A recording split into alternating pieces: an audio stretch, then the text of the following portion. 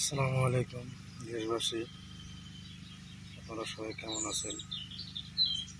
আপনারা সবাই হয়তো ইতিমধ্যে জানেন যে আমরা 30 জন লোক একসাথে রাশিয়াতে আসছিলাম। 30 জন একসাথে আসার পরে আমাদেরকে আমাদের এজেন্সি 2 জন রাশিয়ানের হাতে উঠাই দিছিল। তারা আমাদেরকে কোনো আসার পরে কোনো ধরনের মোবাইলের মাধ্যমে কোনো হেল্প করে নাই, কোনো নেট দেয় নাই, ফোন নিয়ে নিয়েছিল।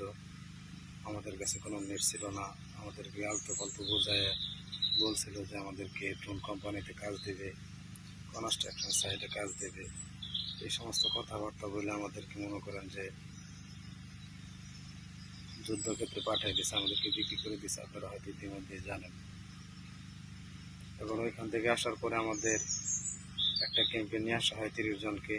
ওইখান থেকে 14 জনকে এক ক্যাম্পে পাঠানো হয়, আর আমাদের 16 জনকে আরেক ক্যাম্পে পাঠানো হয়।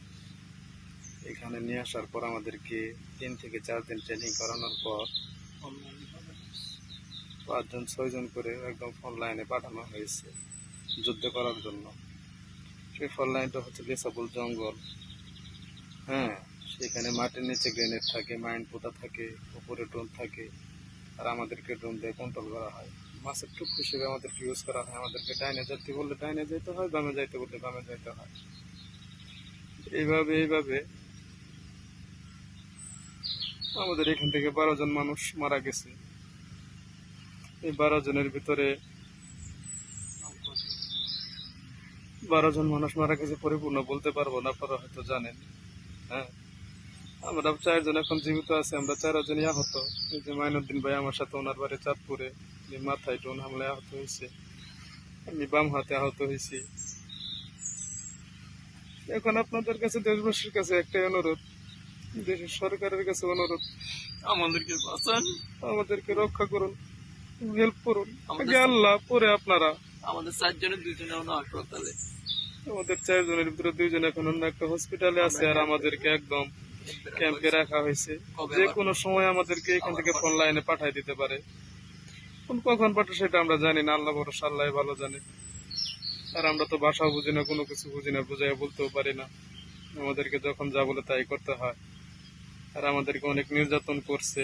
ফোন লাইন থেকে যখন আমরা আহত হয়ে ফেরত আসছি, তখন আমাদেরকে ওই অবস্থায় আবার যাইতে বলে ফোন লাইনে যুদ্ধের জন্য। এখন আমরা যাই নাই বিধায় আমাদের মারধর করছে, মাটির নিচে ভাঙ্গার আটকায় রাখছে 5 থেকে 6 দিন। খাইতে দেয় নাই, পানি পর্যন্ত খাইতে দেয় নাই, কোনো কিছু দেয় নাই। প্রতিদিন এসে এসে মারধর করছে।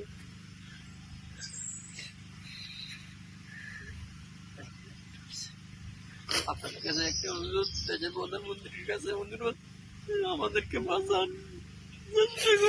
আমাদের সবাইকে রক্ষা করতে হেল্প করেন। দেশবাসীর কাছে একটাই অনুরোধ।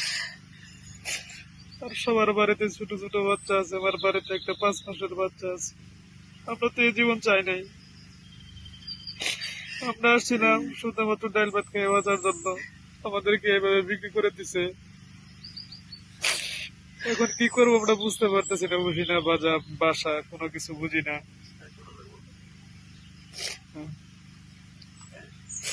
আমাদেরকে রক্ষা করুন প্লিজ, আমাদেরকে রক্ষা করতে হেল্প করুন। আপনাদের কাছে একটাই অনুরোধ, সকল স্তরের জনগণের কাছে একটাই অনুরোধ, আপনারা আমাদেরকে রক্ষা করতে হেল্প করুন। আমরা চাই দেশে যাই মরতে, আমরা মুসলিম।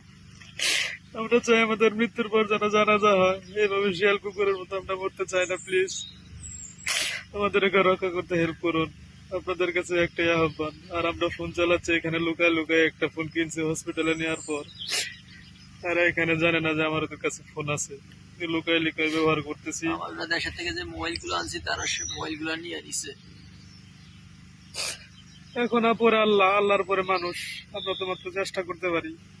সকল স্তরের মানুষের কাছে আমাদের অনুরোধ, স্টুডেন্ট মানুষ, যত ধরনের মানুষ আছে, সবাই আমাদেরকে রক্ষা করতে হেল্প করুন। প্লিজ হেল্প করুন, প্লিজ। আপনাদের কাছে আকুল আবেদন। তা নইলে যে কোনো সময় আমাদের ফোন লাইনে পাঠাই দেবে, আমরা মারা যেতে পারি যে কোনো সময়, ড্রোন হামলায়, গ্রেনেড মামা, অথবা মাইন্ডে পাপড়ে মারা যেতে পারি। এইভাবে মৃত্যু চাই না আমরা। আমরা চাই আমাদের মৃত্যু পরে আমাদের জানাজা হোক, আমাদের ফ্যামিলির কাছে মরতে চাই আমরা। প্লিজ হেল্প করুন, হেল্প করুন, আমাদের বাঁচাতে সাহায্য করুন প্লিজ। প্রধানমন্ত্রীর কাছে একটা গোলায় দেন, আমাদের বাঁচানোর জন্য আপনি হেল্প করুন প্লিজ, হেল্প করুন। আপনি চাইলে সম্ভব, আমরা যতদূর জানি। আর 14 জনের কি অবস্থা সেটা তো আমরা জানি না এখন পর্যন্ত। আমাদের 16 জনের ভিতরে 4 জন মাত্র জীবিত আছে এখন, তাও সবাই আহত। কখন না কখন আবার পাঠাই দিবে সেটা আমরা বলতে পারি না। আর আমার বাড়ি হচ্ছে জামালপুর জেলা 2 নং শরীফপুর ইউনিয়ন গোদাসিমলা গ্রামে। আমার বাড়ি চাঁদপুর জেলা ফরিদগঞ্জ থানা সুমনগর উপজেলা দক্ষিণ ইউনিয়ন পশ্চিম কাউনিয়া মসজিদ বাড়ি। আর বেশি কিছু বলতে পারবো না, যে কোনো সময় লোকজন চলে আসবে। প্লিজ আমাদেরকে রক্ষা করুন, উপরে আল্লাহ পরে আপনারা আমাদেরকে রক্ষা করতে হেল্প করুন প্লিজ। আমরা এভাবে মরতে চাই না। আল্লাহ হাফেজ।